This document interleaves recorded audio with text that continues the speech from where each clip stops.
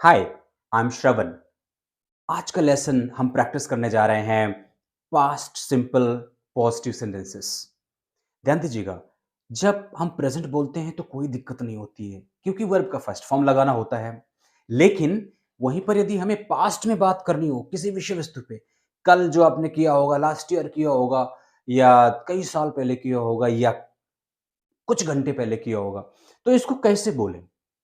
आज हम उसकी उसके विषय में चर्चा कर रहे हैं कि आप फिनिश्ड एक्शंस को, यानी कि जो बातें हो चुकी हैं, उसके बारे में आप कैसे सेंटेंसेस में इंग्लिश में बात करेंगे, हम चर्चा करने जा रहे हैं। ज़रूर ध्यान दीजिएगा। तो सबसे पहले आपको जो ध्यान देने वाली जो बात होती है, वो है फिनिश्ड एक्शन। दूसरी बात, फिनिश्ड टाइम। क्या-क्या? फिर से ध्यान दीजिएगा। Finished action, finished time. यदि फिनिश्ड एक्शन और फिनिश्ड टाइम है, तो आप पास्ट सिंपल समझ लीजिएगा। Finished action, finished time. अब जरा गौर कीजिएगा, फिनिश्ड एक्शन क्या होते हैं? हर वर्ब का सेकंड फॉर्म जो होता है, हालांकि थर्ड फॉर्म भी फिनिश्ड ही होता है, पर पास्ट फॉर्म जो होता है उसका, वो फिनिश्ड एक्शन के रूप में हम देख लेते हैं। कुछ इरेगुलर वर्ब्स होते हैं और कुछ रेगुलर वर्ब्स होते हैं। तो रेगुलर वर्ब्स में ईडी होता है, उसे हम उसका थर्ड और सेकंड दोनों फॉर्म सेम होता है, और जो इरेगुलर वर्ब्स हैं उसके तीनों फॉर्म अलग होते हैं। खास तौर से कुछ ही वर्ब्स को छोड़ करके, जैसे जिनकी जो टी से एंड होते हैं। तो यहां पर हम क्या देख रहे हैं? फिनिश्ड एक्शन मीन्स गो का पास्ट क्या होगा? वेंट। हम गो नहीं यूज करेंगे, क्या यूज करेंगे? Went. Did, took, broke, drank, visited and bought, woke up. फिर से ध्यान दीजिएगा, ये सारे के सारे सेकंड फॉर्म है। वर्ब के कौन से फॉर्म है? Second form. पहली चीज ध्यान रखना है आपको बहुत सीरियस मोड में, कि हम पास्ट सिंपल यदि बोलना चाहते हैं तो वर्ब के सेकंड फॉर्म की प्रैक्टिस करनी होगी, वो भी सिर्फ पास्ट सिंपल पॉजिटिव सेंटेंसेस में। नेगेटिव और क्वेश्चन सेंटेंसेस में वर्ब का फर्स्ट फॉर्म ही लगेगा, सिर्फ नेगेटिव में डिड नॉट लग जाएगा और क्वेश्चन में डिड पहले आ जाएगा।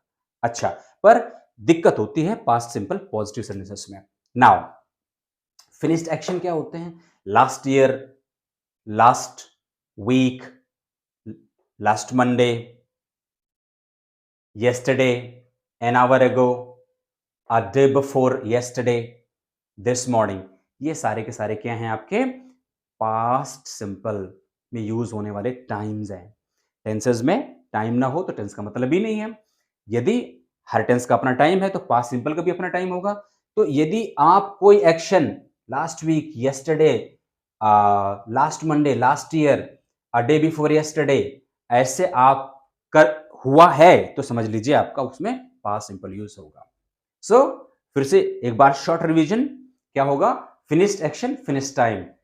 फिनिश्ड एक्शन और फिनिश्ड टाइम दोनों पास्ट होता है, तो हम पास्ट सिंपल यूज करेंगे। कम ऑन मैन, एक बार और गौर करते हैं। हम अभी प्रैक्टिस करने जा रहे हैं पास्ट सिंपल पॉजिटिव सेंटेंसेस। तो इसका सबसे ज्यादा इंपॉर्टेंट देने वाली जो बात है वो ये है कि इसमें सिंपल सा स्ट्रक्चर है। सब्जेक्ट, सारे सब्जेक्ट के साथ वर्ब की सेकंड फॉर्म लगेगी, जो भी सेंटेंस आप बोलते हो, और ऑब्जेक्ट लगेगा। कोई डूडस वाला लफड़ा नहीं है पास्ट सिंपल में। Let's practice all these sentences. मैंने कुछ सेंटेंस बनाया है, ध्यान दीजिएगा। I woke up at 6 AM yesterday। So woke up क्या है? पास्ट टाइम, पास्ट एक्शन, और yesterday क्या है? Finish time. We visited the Taj Mahal last year. So visited past action, और लास्ट ईयर क्या है? आपका finish time. Means finish time, finish action दी हो जाता है, तो हम पास्ट सिंपल का यूज करते हैं। Broke, you broke this chair 2 years ago। They bought some books last week। We went to the market yesterday। He drank a glass of water। इसमें कोई टाइम नहीं है, तो ये भी आपको ध्यान देने की बात है कि यदि आप टाइम नहीं देते हो और आपका सिर्फ एक्शन ही फिनिश है, फिर से ध्यान दीजिएगा, यदि आप टाइम नहीं भी देते हो और सिर्फ आपका एक्शन ही फिनिश्ड है, तो भी पता चल जाएगा क्या? आप पास्ट सिंपल है, यानी कि हम इस तरीके से बोल देंगे, ये भी सही है। She did a lot of work. Did है इसमें, पास्ट है, राइट? लॉट ऑफ वर्क, जाहिर सी बात है कि ये एक्शन पास्ट में हुआ है। ड्रैंक यानी कि पानी पी लिया, पिया, पास्ट का है। डिड मतलब काम हो गया है, हो गया। नाउ टुक मीन्स लिया। अब ध्यान दीजिएगा, it took a lot of time to clean my house. Again please, one time again. It took a lot of time to clean my house. So ये सेंटेंस थोड़ा अलग है, इसको ध्यान दीजिएगा। ये सेंटेंस दो वर्ब से बना हुआ है, पहले टुक है और इसके बाद भी एक टू क्लीन है, राइट? सो इसमें दो वर्ब यूज हुए हैं।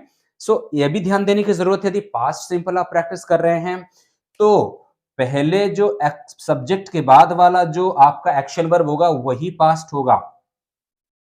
यदि आप एक लाइन में एक सेंटेंस बना रहे हैं तो पहले वाला ही पास्ट होगा, उसके बाद वाला आप टू यानी कि टू लगा करके वर्ब का फर्स्ट फॉर्म है। I went to school, I went to complete the job, she came to do something, we we we went there to see something. Are you getting it? So ये ध्यान रखने की जरूरत है कि पहले वाले में ही आपका फिनिश्ड एक्शन लगेगा और इसके बाद जो वर्ब्स है उस पे आपका टू लगा करके वर्ब का फर्स्ट फॉर्म बोल सकते हैं। नाउ अब हम इसकी हिंदी की प्रैक्टिस कर लेते हैं, जरा गौर कीजिएगा। I woke up at 6 AM daily. Daily तो इसमें क्या लग रहा है आपको, गलत है? येस्टरडे। ध्यान दीजिएगा, क्या बोला मैंने? I woke up at 6 AM yesterday। मैं कल 6 बजे जागा। कैसे बोलेंगे इंग्लिश में? I woke up at 6 AM yesterday। We visited the Taj Mahal last year। We visited the Taj Mahal last year। हमने पिछले साल ताजमहल विजिट किया।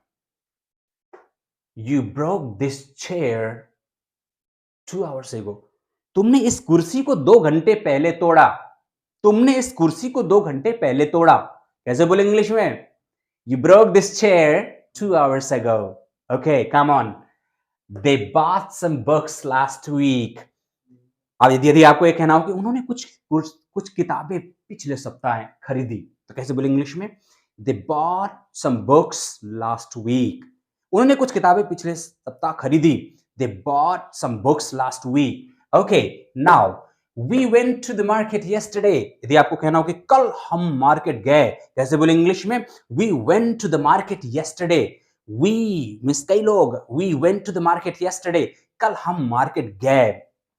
He drank a glass of water। अब यहां पर बात आ गई। He drank a glass of water। जाहिर सी बात है पानी पीने की जरूरत पड़ जाएगी इतना बोलने के बाद।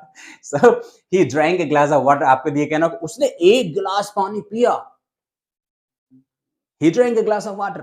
यदि आपको कहना हो कि मैंने एक गिलास पानी पिया, I drank a glass of water। She did a lot of work। उसने काफी काम किया। यदि आपको कहना हो कि उसने काफी काम किया, उसने काफी काम किया, कैसे बोलूं इंग्लिश में? He did a lot of work। यदि लड़की है, she did a lot of work। Now, it took a lot of time to clean my house। मेरा घर साफ करने में काफी समय लगा। कैसे बोलेंगे इंग्लिश में? मेरा घर साफ करने में काफी समय लगा। It took a lot of time to clean my house। फिर से, मुझे घर साफ करने में काफी समय लगा। It took a lot of time to clean my house। ध्यान दीजिएगा, हाउ लॉन्ग का यूज में आता है ये। मैं और वीडियो बनाऊंगा इस पे, हाउ लॉन्ग से कितना समय लगा, क्योंकि हमने प्रेजेंट सिंपल पे बनाया था। So I hope friends you would be getting all those words and sentences I'm trying to make you understand। one thing I request you, जितने सेंटेंसेस मैंने अभी प्रैक्टिस करवाए हैं आपको, इसको प्रैक्टिस कीजिए। कुछ मैं हिंदी बोलता हूं आपसे, आप उसको कोशिश कीजिए बनाने की। और कैसे बनाते हो कमेंट में आप लिख सकते हो यदि समझ में ना आए तो। वे कल सुपरमार्केट गए। आप इसको बनाइएगा। हमने कई किताबें खरीदी।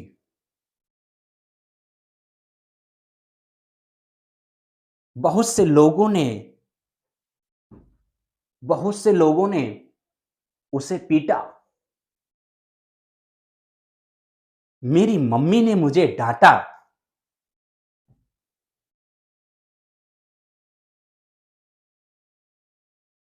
टीचर ने एक क्वेश्चन पूछा।